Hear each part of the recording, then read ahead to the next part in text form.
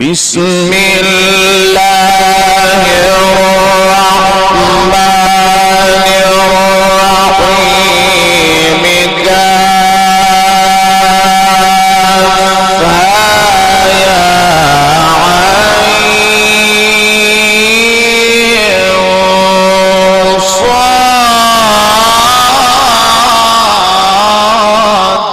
اعوذ باللہ من الشیطان الرجیم، بسم اللہ الرحمن الرحیم۔ ایک کلپ مجھے بھیجا گیا کہ جس میں ڈاکٹر طاہر القادری صاحب نے کہا کہ 1300 سال کی تاریخ میں کسی نے جو ہے فضائل امیر معاویہ کے متعلق کسی نے کوئی فضائل بیان نہیں کیے۔ تو میں یہ کہوں گا اس معاملے میں ڈاکٹر صاحب جو ہے اپنے دعوے سے بالکل جھوٹے ہیں۔ میں آپ کے سامنے بالکل اپنی بات نہیں کرنے والا، نہ ہی میں گھر میں کتابیں چھاپتا ہوں، نہ مکتبہ کھول رکھا ہے۔ آپ کے سامنے میں بہت ہی تحقیق گفتگو کروں گا، لیکن جس کو سننے کا شوق ہو وہ ضرور سنیں۔ حضرت امیر معاویہ رضی اللہ تعالی عنہ صحابی رسول ہیں، یہ بات ڈاکٹر صاحب مانتے ہیں، وہ کہتے ہیں وہ صحابی رسول ہیں۔ تو کسی ایک شخصیت کے لیے صحابی رسول ہونا ہی فضیلت ہے۔ آپ معین الدین چشتی اجمیری کے عرس تو کرتے ہیں، آپ حضور غوث اعظم کے عرس تو کرتے ہیں، ان کی گیارہویں مناتے ہیں، اور ان پہ ڈاکٹر صاحب نے بڑے بڑے خطاب کر رکھے ہیں فضائل حضور غوث اعظم پر۔ تو فضائل حضور غوث اعظم پر خطاب تو کیا جا سکتا ہے، اور اس پہ ڈاکٹر صاحب نے کیے بھی ہیں۔ تو ولی افضل ہے یا صحابی افضل ہے؟ بھائی معین الدین چشتی اجمیری کے فضائل میں اگر آپ نے برا خطاب کر دیا تو مطلب تو یہ ہوا کہ امیر معاویہ جو کہ صحابی ہیں، صحابی کے فضائل بیان نہ کرو، ولیوں کے کرو۔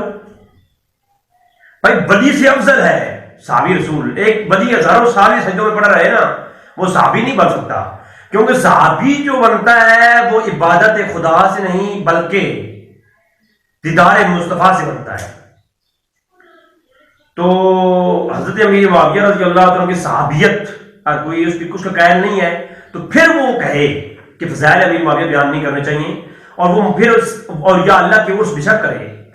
لیکن ایک اولیاء اللہ کا عرس شخص کرتا ہے اور صحابی مان کر بھی فضائل بیان نہیں کرتا، تو پھر وہ جاہل ہے یا پھر اس پہ تعصب پایا جاتا ہے۔ وہ اپنے تعصب کی وجہ سے یہ عمل نہیں کر رہا، کیونکہ جب صحابی مان لیا تو پھر بدری کی اولا اس کا فضائل بیان کیے جائیں گے۔ اور اہل سنت کا ہمیشہ سے عقیدہ ہے، جو اصل قادریوں کا عقیدہ ہے وہ حضور غوث اعظم کی کتابوں سے میں دکھاؤں گا ابھی حضور غوث اعظم کا اپنا عقیدہ کیا ہے اس متعلق، اور وہی میں ہمارا الحمدللہ عقیدہ بھی ہے۔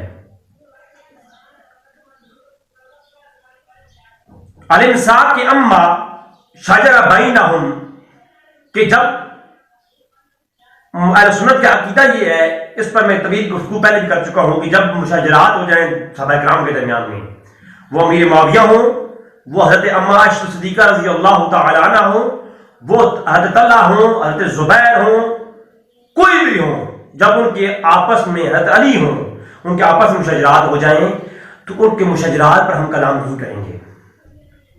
ہاں ان کے فضائل ضرور بیان کریں گے، چاہے وہ حضرت علی ہوں، وہ حضرت طلحہ ہوں، حضرت اما عائشہ صدیقہ ہوں، یا وہ حضرت زبیر ہوں، یا امیر معاویہ ہوں۔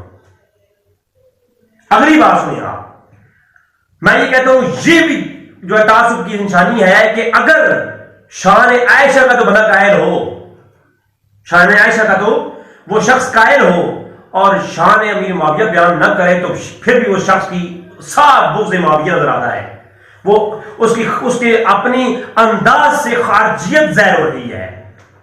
کیوں؟ اس لیے کہ مشاجرات میں صرف فقط امیر معاویہ کا نام ہی نہیں ہے اور عائشہ کا بھی نام بھی ہے۔ ڈاکٹر صاحب نے اپنی کتاب لکھی مناقب صحابہ النجابہ، مناقب صحابہ، اس کے اندر مناقب صحابیات اور مومنین کا باب قائم کر کے امہات مومنین کا ام عائشہ کا تذکرہ کیا ہے، ام عائشہ کا تذکرہ کیا ہے، لیکن امیر معاویہ کا کہیں صحابہ کرام کی فہرست میں نام نہیں آیا۔ کیوں؟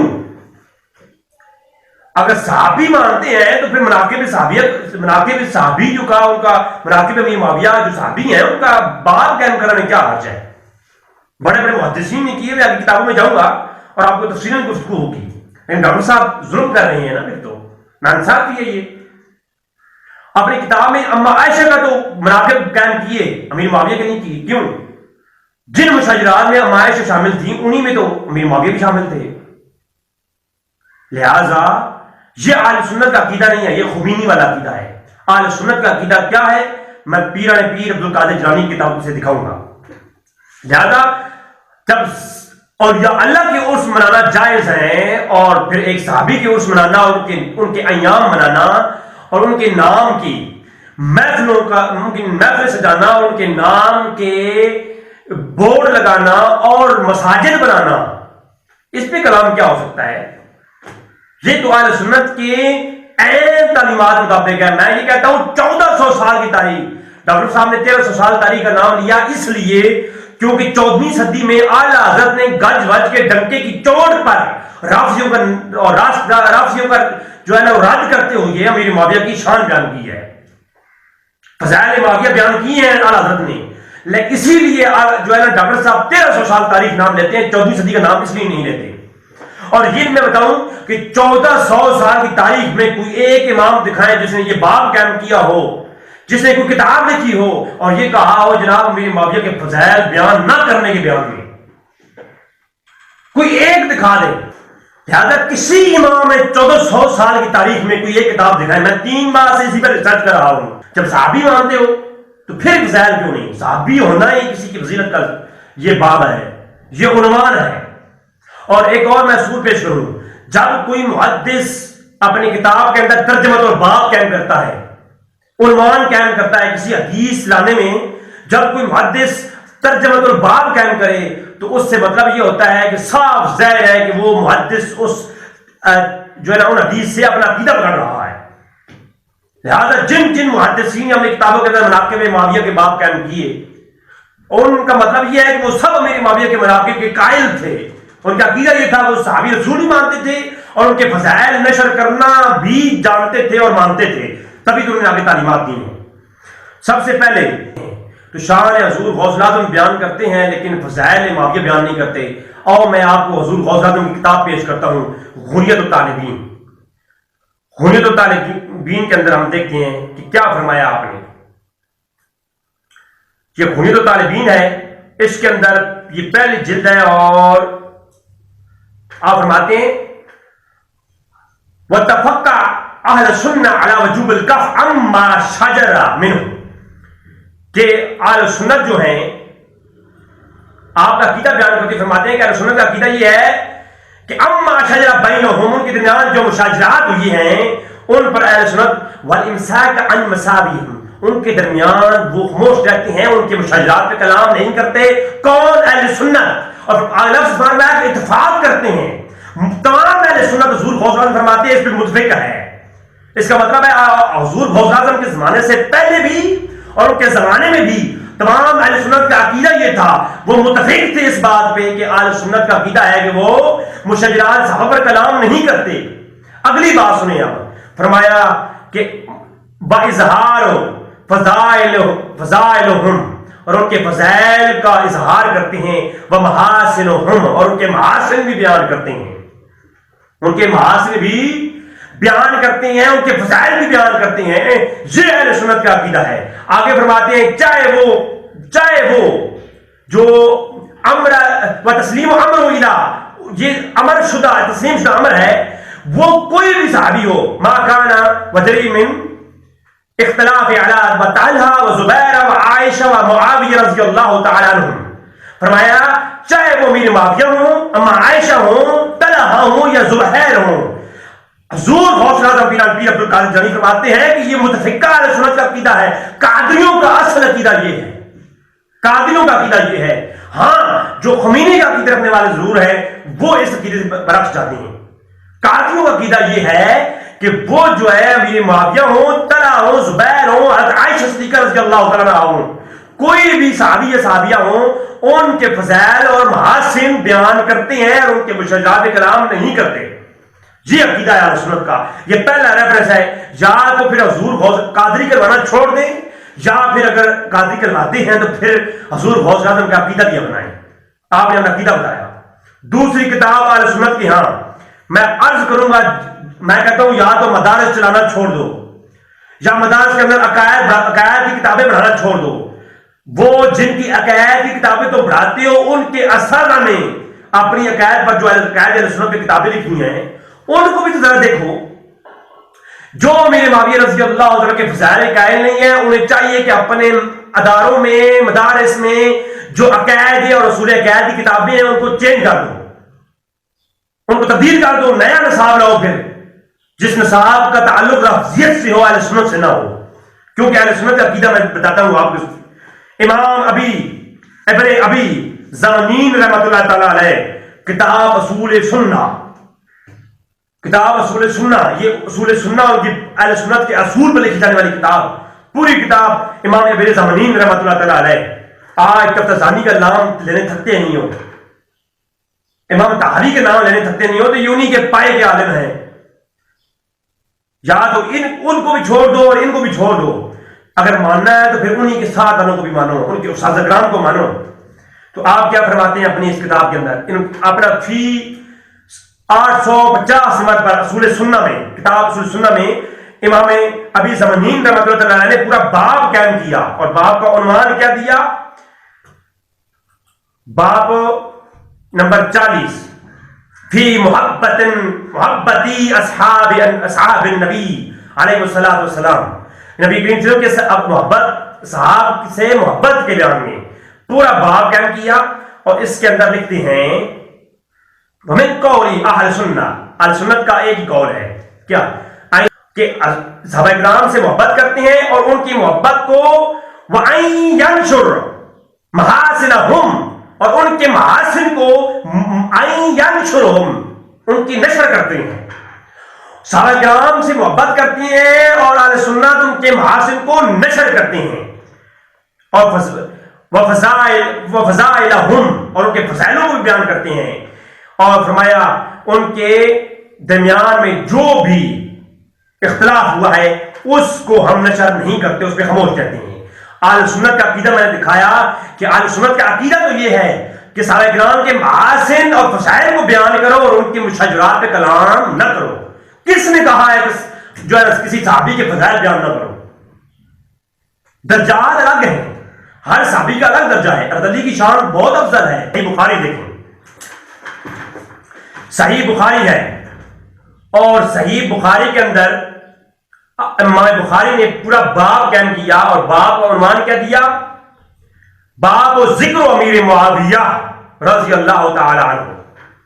اب یہاں پر ایک اعتراض ہوتا ہے، اعتراض سماعت فرمائے، اسے جواب سماعت فرمائے۔ اعتراض یہ ہوتا ہے کہ امیر معاویہ رضی اللہ عنہ کے مناقب نہیں لکھا، امام بخاری نے لکھا کہ ذکر امیر معاویہ۔ یہ کیا وجہ ہے؟ اگر امام بخاری قائل ہوتے مناقب کے تو یہاں لکھتے باب و مناقب امیر معاویہ، مناقب کیوں نہیں لکھا؟ تو میں نے کہا بھائی یہ امام بخاری کا اسلوب ہے اور انداز بیان ہے، یہ ان کا اپنا انداز بیان اور اسلوب ہے۔ آپ آگے دیکھیں تو امام بخاری فقط یہ نہیں، باب و ذکر ابن عباس۔ اب آپ کہیں گے کہ ابن عباس کو جو ہے امام بخاری نہیں مانتے تھے، یہاں باب و مناقب ابن عباس کیوں نہیں کہا؟ یہاں کہا جی باب و ذکر ابن عباس، اور باب و ذکر مسیب بن ابن عمیر، اگلا باب، اس اگلا باب و ذکر طلحہ ابن عبید اللہ، باب و ذکر اسامہ بن زید۔ مجھے بتائیں کتنے ابواب ذکر کے نام سے لائے ہیں امام بخاری؟ تو کیا امام بخاری سب کے مناقب نہیں مانتے؟ نہیں، وجہ یہ ہے کہ امام بخاری کا یہ انداز ہے، وہ کسی کے مناقب کا ذکر کرتے ہیں تو وہ لفظ ذکر لاتے ہیں۔ تو امام بخاری نے امام امیر معاویہ کے ذکر کا تذکرہ کیا تو مناقب نہیں لایا، کہا کہ باب و ذکر امیر معاویہ، اور اگلا باب بندہ باب و ذکر ابن عباس۔ جس طرح ذکر ابن عباس کا باب باندھا، اس طرح ذکر امیر معاویہ کا باب باندھا۔ جس طرح صحابی رسول ابن عباس کو سمجھتی ہیں امام بخاری، اسی طرح امیر معاویہ کو سمجھتی ہیں، تبھی تو ان کے مناقب پر بیان کیے ہیں۔ اگر ان کے فضائل نہیں ہیں یہ تو اور کیا ہے؟ محدثین باب قائم کرتے ہیں مناقب کے، اسی کو تو فضائل کہتے ہیں، اسی کو تو ہم فضائل کہتے ہیں، انہی کو فضائل کہا جاتا ہے۔ اللہ اکبر، یہ ہے امام بخاری کی صحیح بخاری۔ اور امام بخاری کی صحیح بخاری کے بعد آگے چلیں، میں آپ کو دکھاؤں جامع الترمذی شریف کے اندر امام ابو عیسیٰ ترمذی رحمۃ اللہ تعالی علیہ پورا باب قائم کیا، باب ما جاء فی مناقب امیر معاویہ رضی اللہ تعالیٰ عنہ.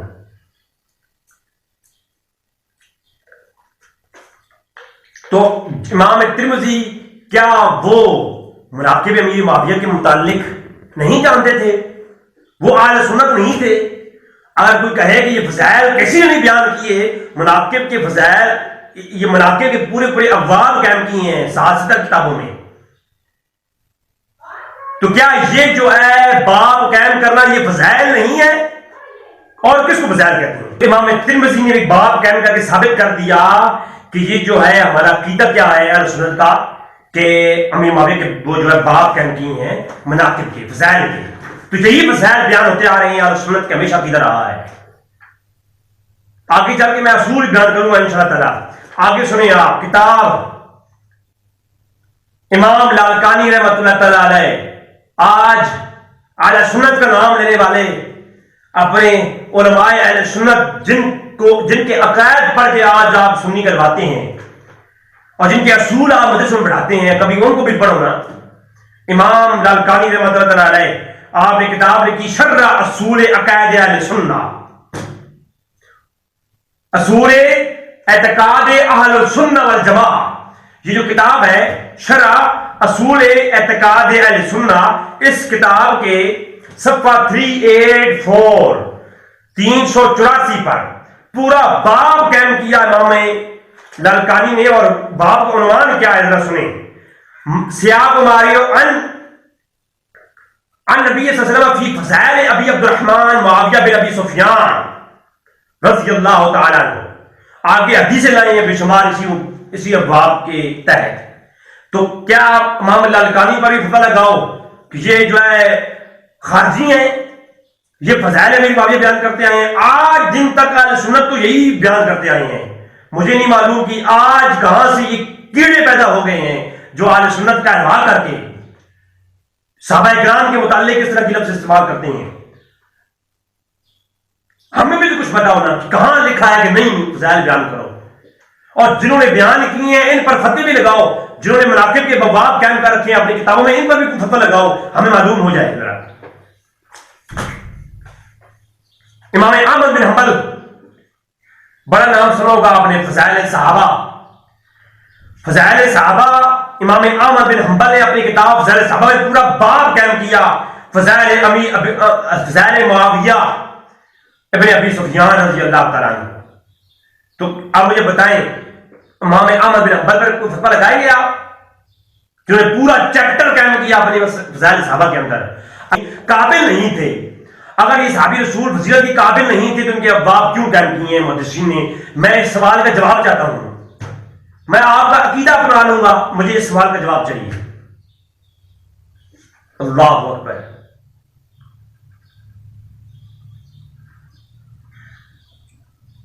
اب آئیے تھوڑا سا آخر میں. ہوتا یوں ہے، اب اصول یاد رکھیں، میں نے آپ کو فضائل امیر معاویہ پر دلائل دے دیے، اب اصول ایک یاد رکھیں. وہ جب ہندو رہتے ہوں اور ساتھ مسلمان رہتے ہوں تو ہندو جو ہے وہ گائے کی قربانی نہیں کرنے دیتے. تو یہ مسئلہ پوچھا گیا علماء اہل سنت سے کہ کیا جب ہندو گائے قربانی نہ کرنے دیں تو کیا کرنا چاہیے؟ باقی بہت سارے جانور موجود ہیں، ان کی کر لینی چاہیے امن کے لیے. تو کہا کہ ویسے اگر ہندو نہ ہو جس جانور کی کر لو تو ٹھیک ہے، ثواب ملے گا. لیکن جہاں ہندو ہوں اور وہ منع کرتے ہوں کہ گائے کی قربانی نہ کرو، وہاں اصول یہ ہے تو کہا کہ وہاں واجب ہے کہ گائے ہی کی قربانی کرو. وہاں کیا ہے؟ واجب ہے کہ گائے ہی کی قربانی کرو. کیوں؟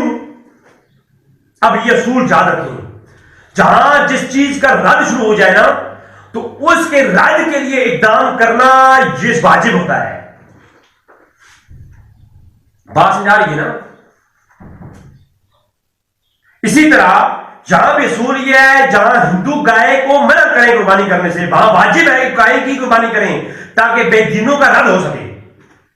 وہاں کسی اور جانور کی قربانی نہ کریں ہرگز. اچھا، جہاں معتزلہ موجود ہوں، اب معتزلہ جو ہے وہ تالاب کے پانی سے وضو نہیں کرتے، اب حکم یہ ہے کہ جیسا پانی ملے وضو کر لو اگر اس کی شرائط پر مکمل ہو تو، لیکن جہاں معتزلہ ہو وہاں پر تمہارے پر واجب ہے کہ تم ان کے سامنے تالاب کے پانی سے وضو کرو تاکہ ان کا رد ہو سکے، بدینوں کا رد ہو سکے۔ تو اس دور کے اندر چونکہ حتیٰ کہ کتابیں لکھی گئیں کہ امیر معاویہ رضی اللہ عنہ کا ایمان بھی ثابت نہیں کرتے، وہ کہتے ہیں کہ یہ حالت ایمان میں جو ہے نا موت کی واقعہ نہیں ہوئی۔ تو ایسے حال میں جو اصلی قادری ہیں حضرت علامہ الیاس قادری رحمۃ اللہ علیہ، ہمارے جو صحیح اصلی بزرگ ہیں جو اصلی حضرت کے پیروکار ہیں اور اصلی قادری ہیں، جو انہوں نے اپنا پرچم اٹھایا ہے تو یہ اس لیے اٹھایا کہ ہم پر واجب ہے کہ جہاں پر معتزلہ کا جو ہے وہ مشہور ہو، جہاں پر ایسے رافضیت جو ہے نا وہ غالب آ جائے کہ وہ صحابہ کرام کی تردید کرنے کو اور تکفیر کرنا شروع کر دے، تو وہاں پر واجب ہے کہ آپ سامنے آ کر ان کی رد میں ان کی شان اور فضائل بیان کرو۔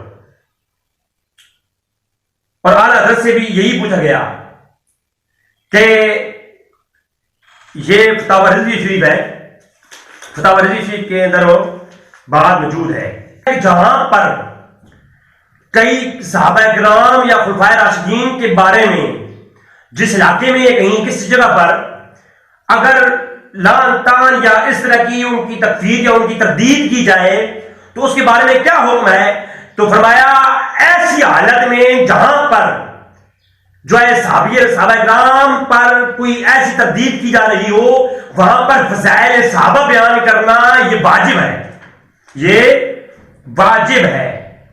تو ناظرین آج کا جو ہمارا تھا لیکچر وہ اسی اصول پر تھا کہ شان امیر معاویہ بیان کرنے کے متعلق جو کچھ حضرات وہ ایک جو ہے فام پرستی کا شکار ہیں، سپیشیز بیلیفز کا شکار ہیں کہ یہ کرنی چاہیے نہیں کرنی چاہیے، اور بعض رات تو ایسے جھوٹ کا سہارا لے کر اعلان کہہ رہی ہیں کہ کسی نے فضائل معاویہ بھی بیان کیے، کیا یہ کسی نے نہیں کیے؟ اگر کسی کو روایات سے بات کرنی ہو تو روایات تو اتنی موجود ہیں کہ ان پر بات کرتے کرتے کئی نشستیں لگ جائیں، لیکن اس طرف ہم نہیں آتے۔ فقط میں نے آج آپ کو ائمہ اور ان کی کتابیں اور ان کے اندر مناقب امیر معاویہ کے ابواب بتائے ہیں کہ امیر معاویہ رضی اللہ تعالیٰ کے متعلق اہل سنت کا یہ عقیدہ ہے، ان کے مشاجرات پہ کلام نہ کرو، اللہ پہ چھوڑ دو اور ان کے فضائل اور محاسن بیان کرو۔ لہذا جو حضرات امیر معاویہ کے صحابیت کی قائل نہیں ہے اس میں ان قریب اگلا قریب لانے والا ہوں، جو قائل ہیں ان کو چاہیے وہ صحابی مانتے ہیں تو پھر جو ہے جس طرح ہم عائشہ کی شان بیان کرتے ہیں اسی طرح امیر معاویہ کی بھی شان بیان کریں۔ واخر دعوانا الحمدللہ رب العالمین۔